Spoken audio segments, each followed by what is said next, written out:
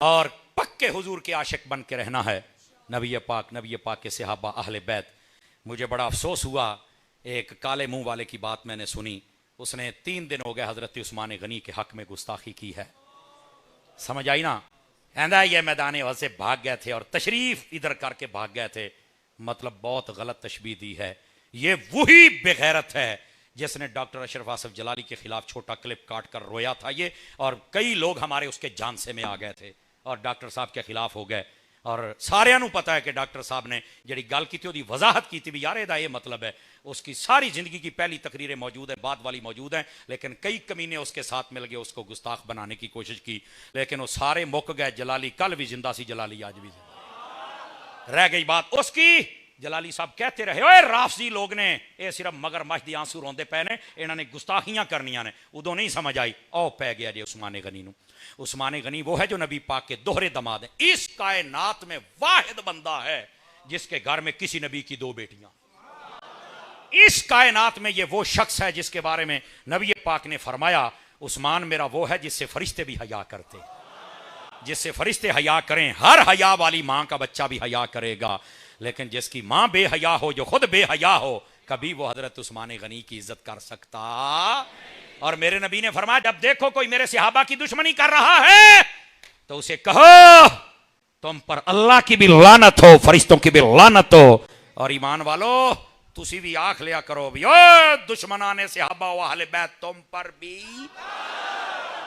ارے کالے منہ والے اے تواڈے ڈسکے دا اے یاسین قادری نامی بغیرت، اس نے اتنی بڑی گستاخی کی ہے. میں پاکستان کے اداروں سے کہوں گا اس کو لگام ڈالی جائے. صحابہ کا دشمن جہنم کا کتا ہوتا ہے، اس کو لگام ڈالی جائے اور اس کو قراروا کی سزا دی جائے.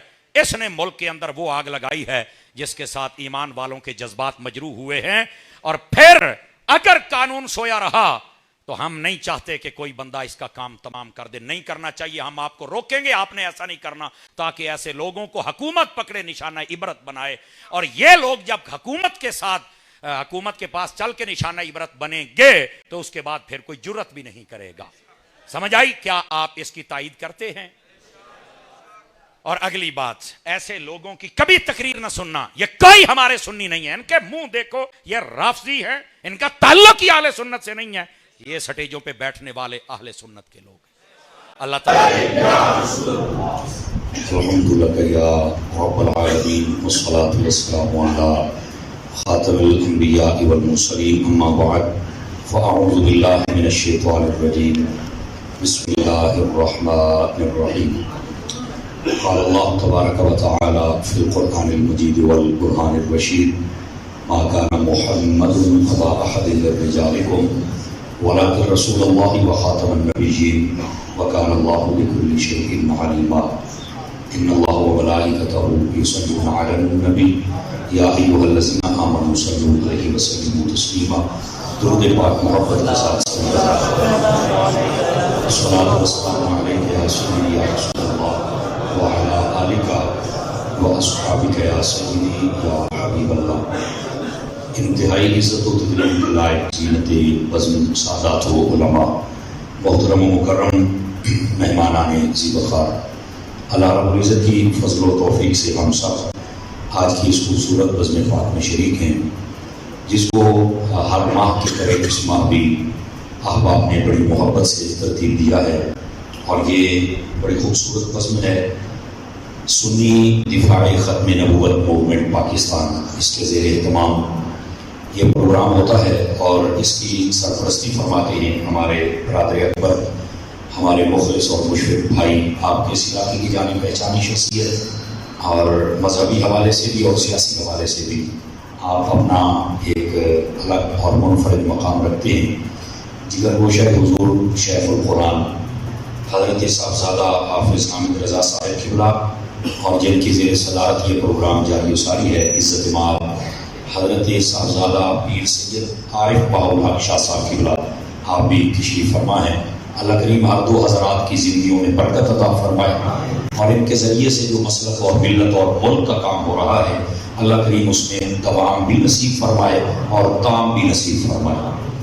ہمارے اس جو مسجد و مدرسہ کی کمیٹی ہے، بالخصوص اس کے سرپرست اعلیٰ اور حاضر عزیز شخصیت انتہائی با اخلاق اور احسان کا جذبہ رکھنے والے برادری عزیز محترم ملک عبدالرشید صاحب اور آپ کی ساری ٹیم کے جتنے بھی اراکین و ممبران ہیں، میں ان سب کو شاباش بھی دیتا ہوں، مبارکباد بھی دیتا ہوں۔ اللہ کریم ان سب کو اسی طرح دفاع ختم نبوت کے عنوان سے پروگرام سجاتے رہنے کی توفیق عطا فرمائے۔ مجھے حضرت صاحبزادہ صاحب قبلہ نے فون کیا کہ یہ ہمارے بہت دل کے قریب رہنے والے لوگ ہیں اور نسل در نسل کے بزرگوں سے محبت کرنے والے عاشق ہیں، تو آپ ان کو ضرور ٹائم دیجیے، کیونکہ آپ سیالکوٹ والے جانتے ہیں ہمارا جو حضرت سے تعلق ہے وہ بڑی محبت اور بڑی عقیدت والا تعلق ہے۔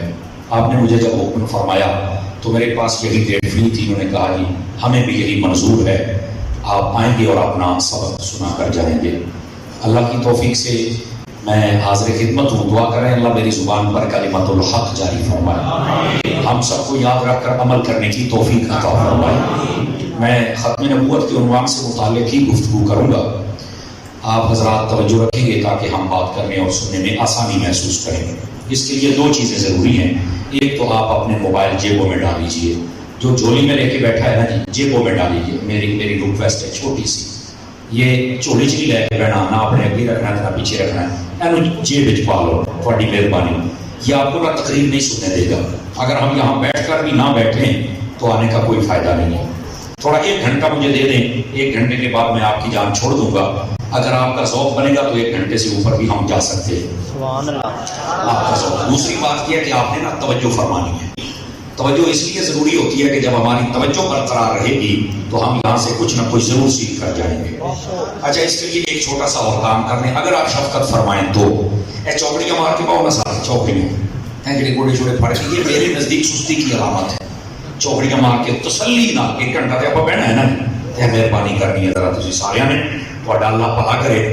اور میری ملت کے جتنے بھی علماء یہاں تشریف لائے، یقیناً کافی تعداد میں دیکھ رہا ہوں اور کثر نفسی کرتے مجھے کئی سامنے نظر آ رہے ہیں۔ اللہ کریم میری ملت کے تمام علماء، حفاظ اور قراء ان کی عزتوں میں برکت عطا فرمائے۔ آئیے دوستان مکرم، میں ایک حدیث شریف سے بات کا آغاز کرتا ہوں۔ حضور نبی رحمت شفیع امت صلی اللہ علیہ وآلہ وسلم آپ نے ارشاد فرمایا، من صلی علیہ 50 مرۃ فی کل یوم صافحتہ یوم القیامہ، فرمایا جو بندہ ہر روز کی بنیاد پر اپنی عادت بنائے کہ وہ میری ذات پر 50 مرتبہ درود پاک پڑھے گا، میرے آقا فرماتے ہیں قیامت والے دن میں اس کے ساتھ مصافحہ فرماؤں گا۔ یہ بہت بڑی سعادت ہے کہ اگر کوئی 50 مرتبہ درود پاک پڑھے تو اس کو یہ برکت میسر آ جائے۔ تو آپ اس وظیفے پر عمل ضروری سمجھیں اور پڑھتے پڑھتے لطف آ جائے تو بے شک 50,000